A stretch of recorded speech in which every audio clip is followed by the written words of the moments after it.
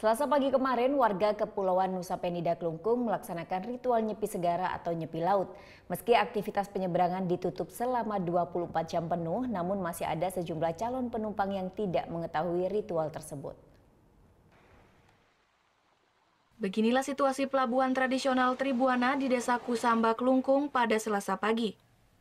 Pelabuhan yang biasanya ramai oleh penumpang yang hendak menuju Kepulauan Nusa Penida nampak lengang.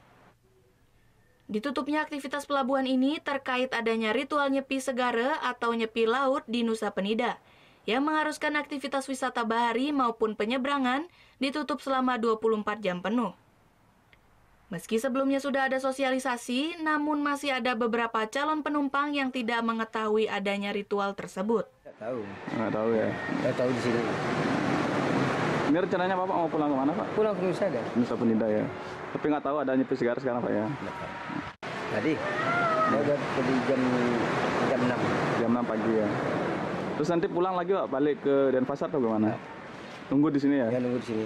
Sampai dia baru ke sana. Besok baru ke sana. Meski adanya ritual nyepi segara atau nyepi laut, namun aktivitas warga terutama di kawasan pesisir di Klungkung daratan masih berjalan normal.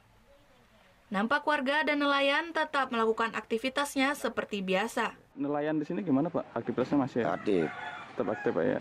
Cuma penyeberangan aja Pak ya? Penyeberangan tutup di khusus Nusa Penida, satu pulau tutup hari raya Nyepi. Tapi aktivitas warga di sini tetap Pak ya? Tetap. Sebanyak 3 pelabuhan tradisional di kawasan Klungkung daratan yang tutup saat pelaksanaan ritual nyepi segara atau nyepi laut.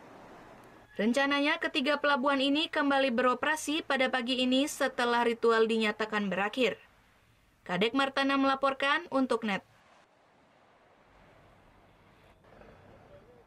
Oh yang beneran? Iya, oke.